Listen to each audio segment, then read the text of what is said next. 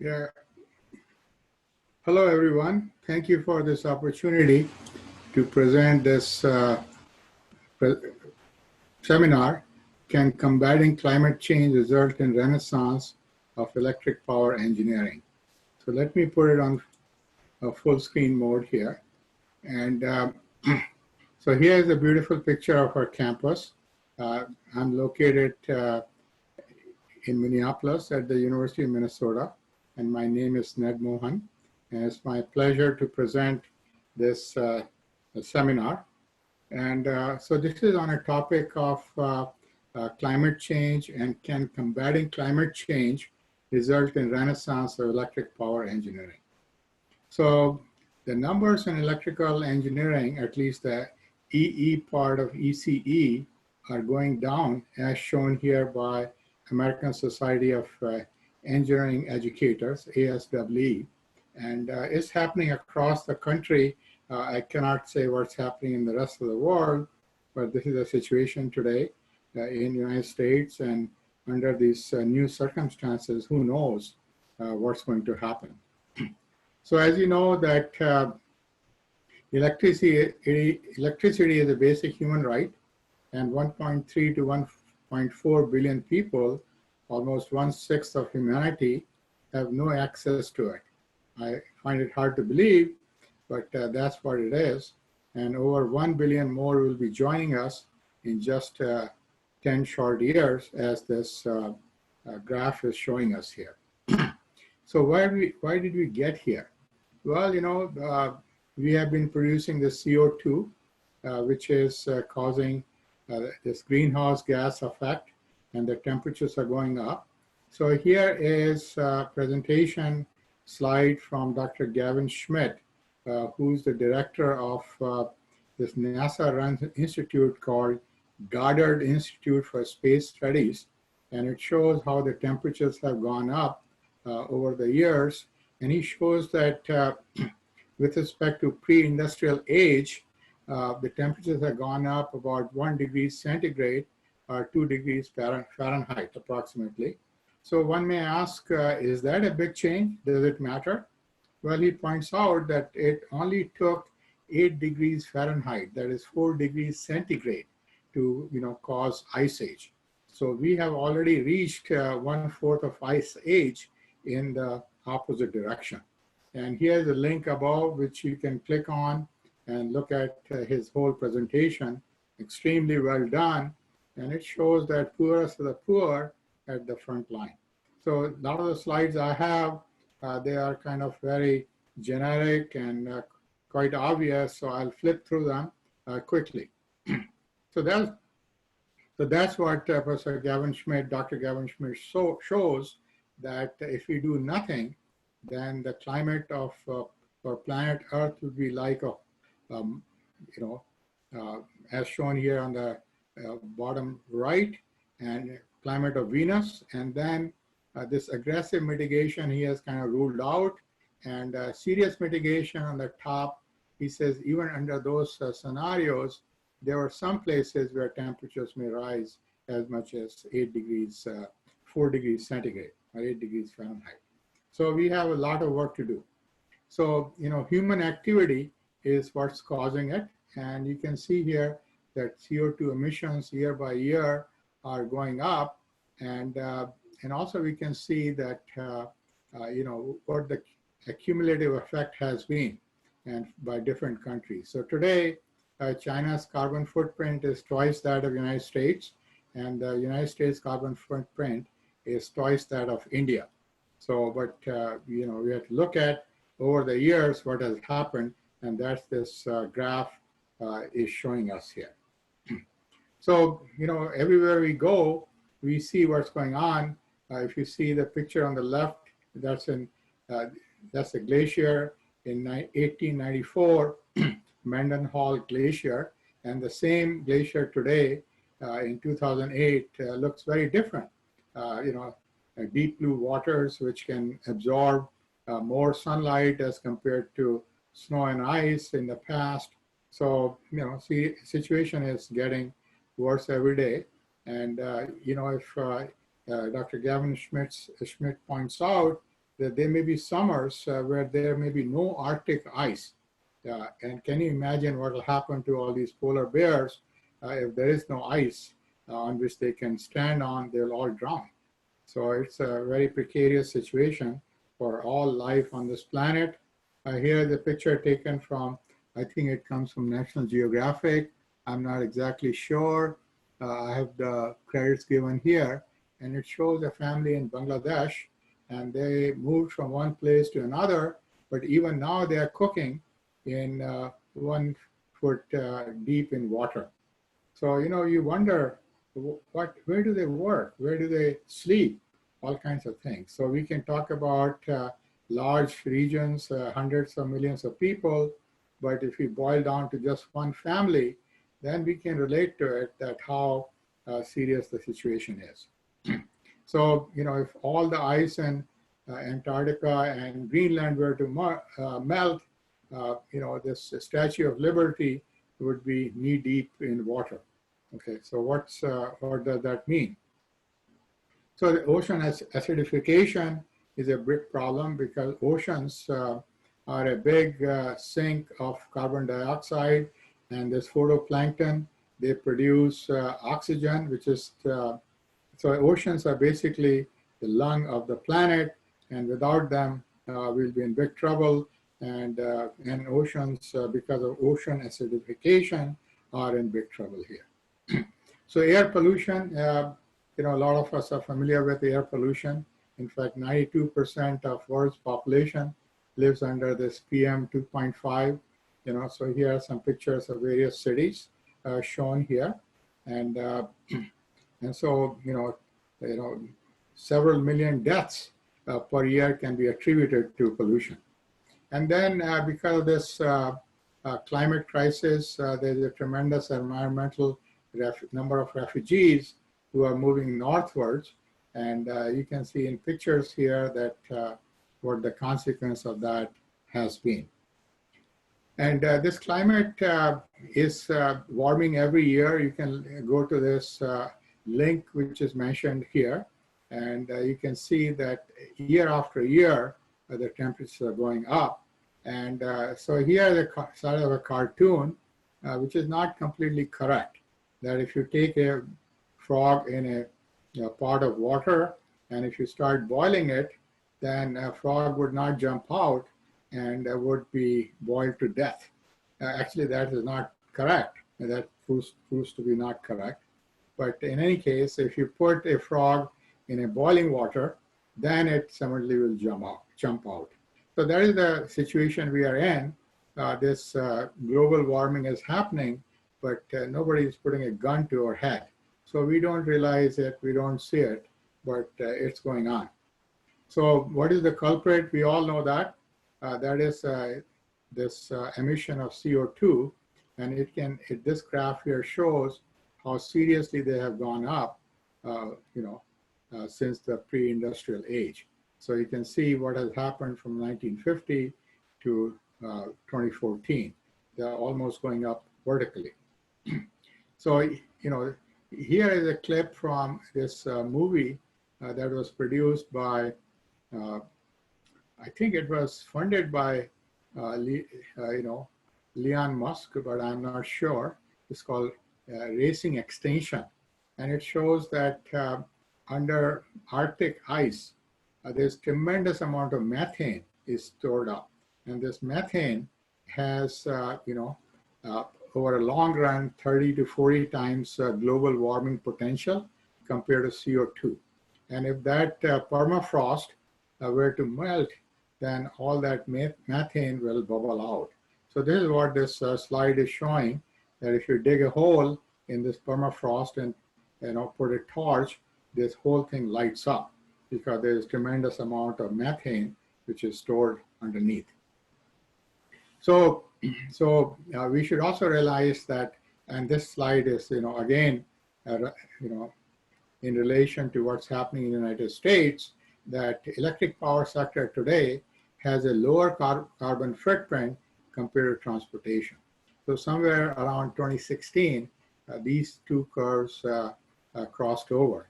So we need to do something about both electric power sector and also about transportation. So what is the answer? Well, one of the answers could be that we shift all our energy use to electricity and generate that electricity from renewables. Of course, we need to increase efficiency and conservation, and we should have a sustainability mindset. Wherever we can save on energy, we should save. But having said all that, science alone cannot stop global warming. Human attitudes must change. Okay, so, but we are in a technical field and that's all we can do. But there are many other considerations which are more important, perhaps in some respects. But, as individuals, we can only do what we as individuals can do, but being in this field, we do not have solutions to other than technology here. So when we talk about electric power, we should look at it from a sustainability point of view, and we should also take it in a more holistic manner, not just power grids, the wires, but we should talk about, of course, electricity generation, how we transmit it, and how we use it. And then, of course, transportation and defense, a lot of energy is and budget is spent on defense, and then industrial competitiveness in terms of automations, robotics, and advanced manufacturing. All right, so that's what we need to do, is to shift our energy use to electricity. And it turns out that roughly 40% of energy that we use in the form of electric power. So that's what is shown here for residential, commercial, industrial, and transportation sectors. In purple is the total amount of energy used for each sector per year, and then in pink is from non-electric sources. The difference are 2 bars in each sector is what is used as electricity. And as you can see in transportation, we hardly use any electricity today. So 2 bars are almost equal. But they're different in industrial, commercial, and residential sectors. And if you can combine all those, then roughly 40% of energy we use, again in the United States, is in the form of electric energy. So where is this electric energy can replace use of this carbon-based fuel, fossil fuels. So a lot of airplanes today are using so-called, they're called fly-by-wire electric planes. So the whole idea is to make the carbon footprint of air travel smaller. And so there are electric planes which are under development for aviation.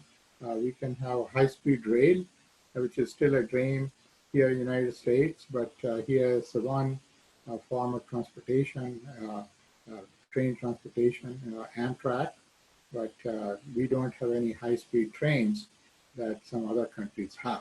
Then, of course, defense and industrial competitiveness, as you see here. And so one thing we can do is improve energy efficiency. So conservation is good. Turning off the lights when nobody's there is good, but conservation sometimes implies some pain. But if you improve efficiency of systems, then painlessly, we can save energy. So as you can see, if you have a motor-driven pump system, as you see on top on the right, if you want to control the flow rate, if you want to reduce that flow rate, you have a throttling valve, and then the compressor and the motor are running at a constant speed. So to reduce the flow rate, when you close up the throttling valve, some of the energy is lost across that throttling valve, and it will get very hot if it will not the flow of fluid or whatever you are pumping.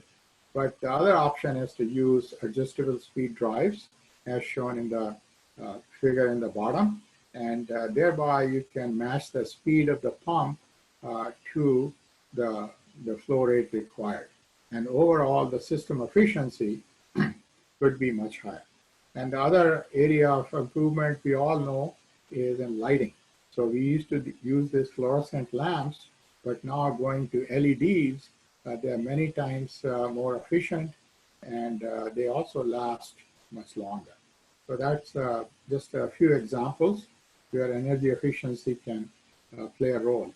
So if you look at annual world energy consumption, you can see that in 2009 by this circle, and if you go to 2050, the energy consumption would be much larger, as shown by a bigger circle. But then if you go to the resources, the fuel resources we have about 900 years of coal left, and then uranium about 90 to 300 years, and natural gas about 215, and then we have oil. So, all these resources are limited, and they are all, a lot of them are fossil fuel-based resources, except for uranium. So they create CO2 and global warming. But if you look at renewables, these are per year. So we have hydro potential, as shown by this little circle. I won't read the numbers. Then we have wind, and then we have solar. And solar is tremendous. So one of my students put in this audio. I don't know if you can hear it, but certainly we have a tremendous resource in terms of solar.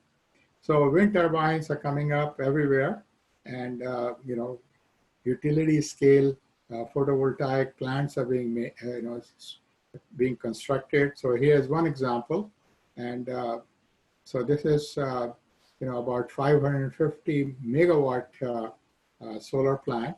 And then there was a report from National Renewable Energy Lab, National Renewable Energy Lab, NREL, which estimates that 40% of our electricity we can generate by rooftop solar. But that really hasn't happened anywhere close to it. But sun shines everywhere.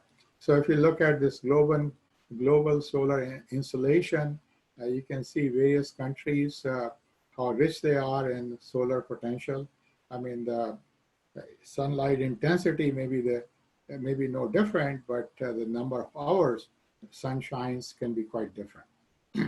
So there's a lot of research going on solar cells, but those are, a lot of them are in the lab, and whether they can be made commercially viable remains to be seen. So when we come to this renewables, how clean are they? So here is information coming from, again, this National Renewable Energy Lab, which shows that if you generate electricity by carbon, it's like 1,000 grams of CO2 equivalent per kilowatt hour. But compared to that, if you look at wind, it's 100 times cleaner. And if you look at solar, it's 25 times cleaner. So obviously going to renewables will make an impact. And today, these solar and wind on utility scale have become cheaper than constructing new coal and gas plants. So that's what this figure is showing. So these estimates are in a range. So what I did was to take the lowest numbers and put them in this box on the right, and it shows that coal, $65 per megawatt hour, gas, 52, and compared to that, solar, and we are talking utility scale solar, is $43, whereas wind is only 32. Rooftop solar is still pretty expensive, 184 dollars per megawatt hour. So we have a power structure where electricity is coming from coal fired power plants or gas fired power plants, but that could be changed. That could be in terms of wind and solar, as shown here, and there could be rooftop solar, as shown on the right here. So, what happens with these renewables, these renewable resources being variable, more we install, their value goes down. So you can see these, these curves here coming from this book. You see the reference below. Varun Sivaram's book, and it shows that as the installed capacity goes up, the cost goes down, I'm sorry, cost goes down, but so does the value. So does the value. So what we need to do is to relentlessly reduce the cost of these renewables, okay? So we can have higher and higher penetration of these renewables in our grid here. But those are some of the things we can do. We need systemic innovations.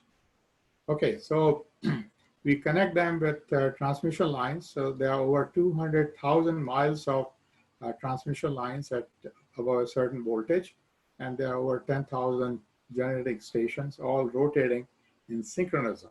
So as we add these renewable resources, and then they are variable, so we have to make sure that the electric system remains stable. And then also we have to think about what happens to electricity generation if there is a lot of sunshine, for example, during the middle of the day. Then these generating plants have to pull back, coming from coal or gas or nuclear, whatever. And then when the sun begins to go down and people come home and turn on their electricity and their TVs and their stoves and all kinds of things, then there's a tremendous ramp rate that the generating power plants, since solar is not there, they have to produce the electricity here. So here is a slide that I got from California ISO, and in green it shows the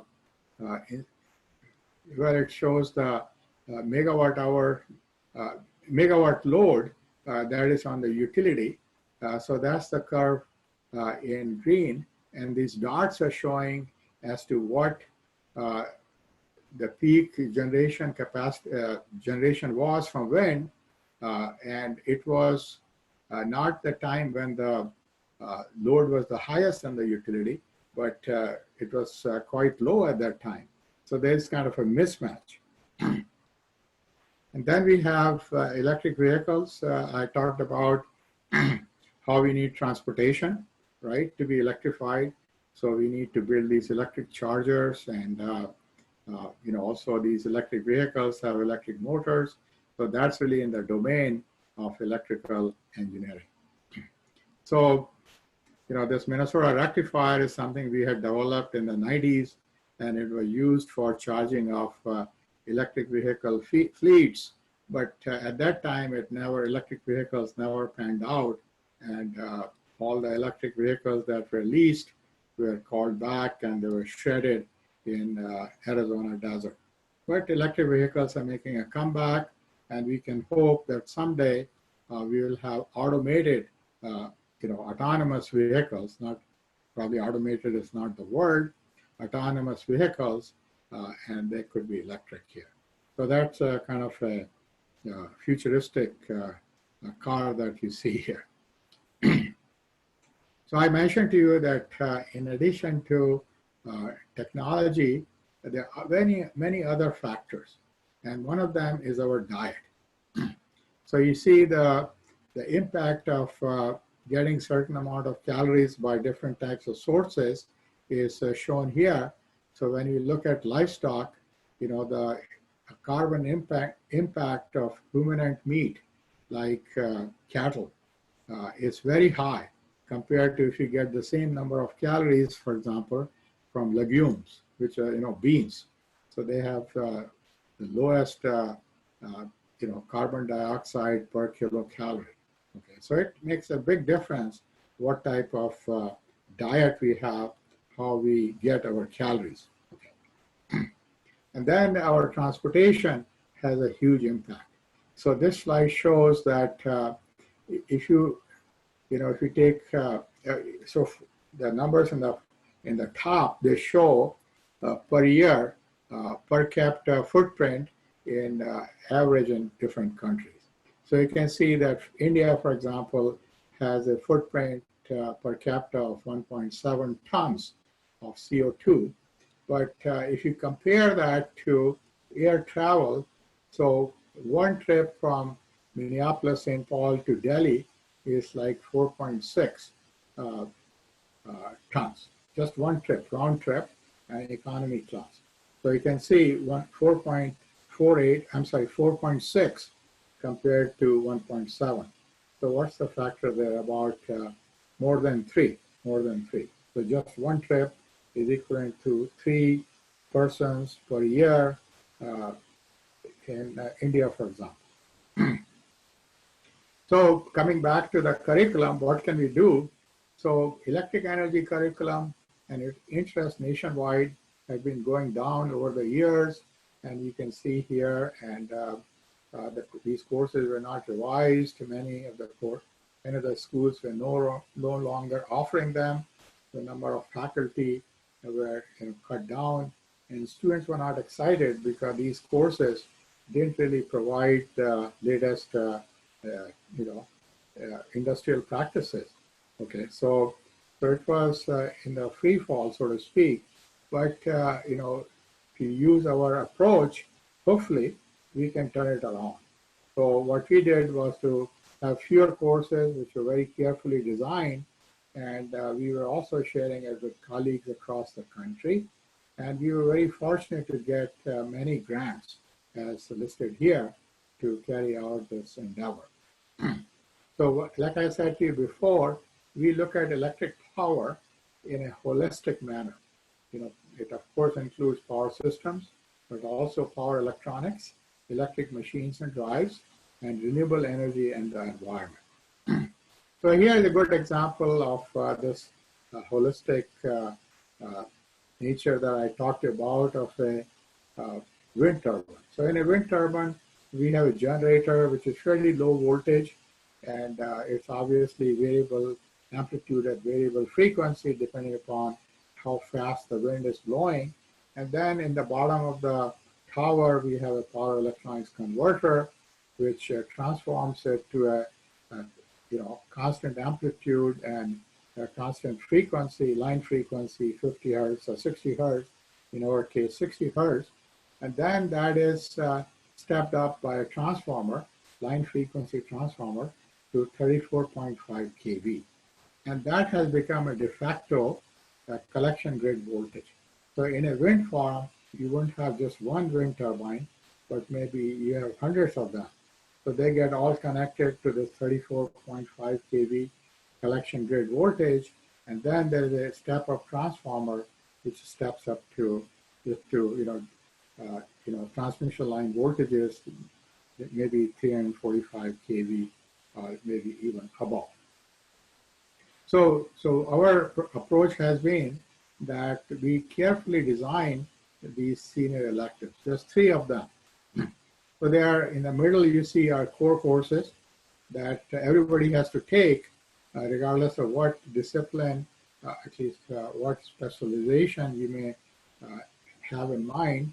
And but undergraduate is not the time to specialize in some sense. So core courses, of course, everybody has to take. They are somewhat common.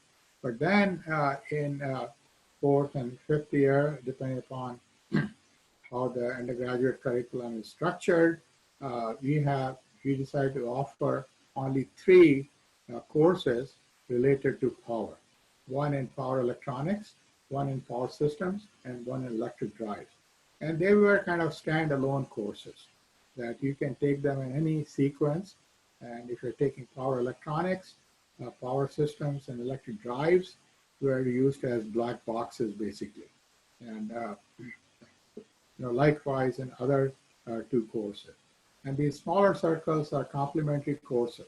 So if you limit these so-called power courses to just 3, students have an opportunity to take many other courses that they may find useful in their endeavors later on. So the objective of our approach, our endeavor, was to develop a comprehensive education curriculum that will enable all universities. So you can see the emphasis on all. not just a few elite universities, but all universities should produce a large number of graduates and with first-rate education. So that has been an objective, and in doing so, we reached out to a lot of experts in industry and universities worldwide, and and the material that we have developed is really for the instructors as a resource. So in some ways, it's teaching the teachers. Okay, so it's really a kind of a force multiplier. Because when you teach the teachers, then they teach their students, so everybody benefits, and we have to keep them evolving. So in our consortium, we have 235 U.S. universities. So this is our website, and all the courses, all the material, all the labs, manuals that we have developed can be downloaded free of cost from this website. There's no need to become a member, but 235 universities, as I said earlier, have become members here. So in each course, we have video clips for each course, and they are closed captions. We have underlying textbooks, and there are in-class discussion problems, labs, and homework problems. So they are pretty complete, and we use it, we teach it in a sort of a flipped classroom manner, where we have these recorded material that students can watch before coming to class, and then in class, we have discussion, problem solving, and so forth, and of course there are homework problems after the class here. So, a lot of these things can be taught online. So, when teaching online, we have to make sure that we are providing quality education. It's convenient whenever students want, they can take part in it, and it's highly affordable. So our goal is that we eventually provide a terminal online master's degree because we have all these courses developed, and although they can be freely downloaded by anybody, but is anybody learning from them? Do they get any kind of certificate or degree from it? So that is really our goal, and we are pursuing that goal, and hopefully we have some successful conclusion. So we have been organizing workshops, and as you can see here, we had organized one in summer of last year. It was an online workshop, and we had these courses listed here, and so these were really, not just a half a day workshop, course, but each course was over 3 days. So they were pretty extensive courses. And all the material that was covered in these courses is on our CUSP website here. So as I mentioned to you, we are planning to offer a professional master's degree, and we have approached Texas Tech University in Lubbock, Texas, to help us accomplish that goal here. So developing hardware labs has been a big effort for us, and these labs were started in about 2000, so about 19, 20 years ago that we started them, and about 109 U.S. universities have acquired them, but they are getting old, and they break down, and legacy components hard to find. So we are developing an entire set of new labs right now. So this slide is showing that we have created a consortium to disseminate this laboratory information, and approximately 80 universities were part of this consortium. So here's another picture of this lab setup that we had, and which we are in the process of replacing. Okay, so I have a postdoc, Siddharth Raju. He's working very hard to replace them with very extremely low-cost laboratories. So if you go to our website, you will see a presentation that he gave during actually a workshop on August 7th. And you can see, if you go to that website, what exactly he's doing in his presentation. And whatever this controller he has designed, that can also be used for research purposes. So in addition to doing all these, senior level undergraduate and graduate courses development, we are very much involved in creating a freshman level course for entering students, and it's called, Climate Crisis Implementing Solutions. So that is at a freshman level. It doesn't have any prerequisites.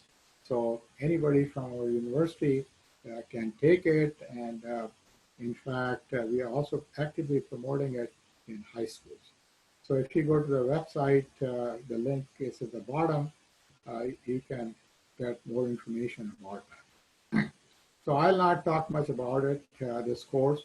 You can go to that website and you can see it for yourself. And here's the syllabus.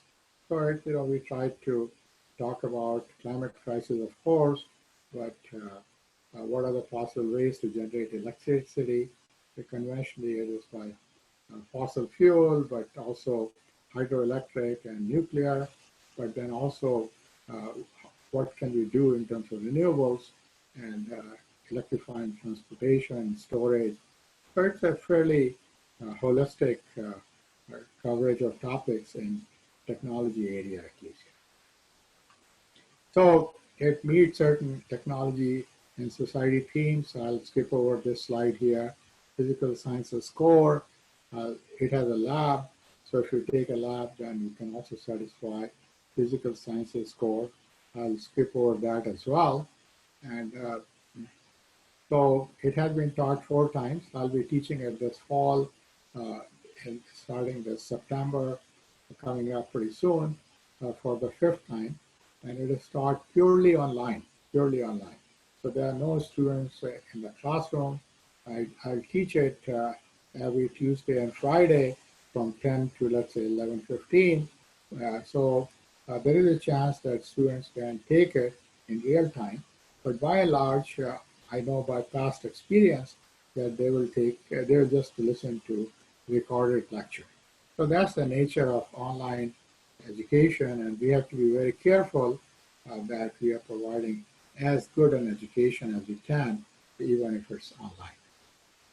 And so there's a lot of room to spread this course in high schools. So in Minnesota, for example, we have nearly 500 high schools.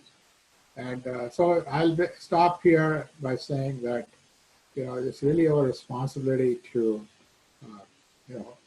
preserve life on this planet. And if you get a chance, you should look at this video clip from Dr. Carl Sagan. It's called the pale blue dot, and it shows that we are somewhere here, a dot over here in this world of matter that is our cosmos. So thank you very much for listening to me. And if you have any questions, you can send it to your moderator, who can send it to me. So thank you again, and I hope you have gotten some information out of it, and please feel free to use it as you see fit. So thanks again, and bye-bye.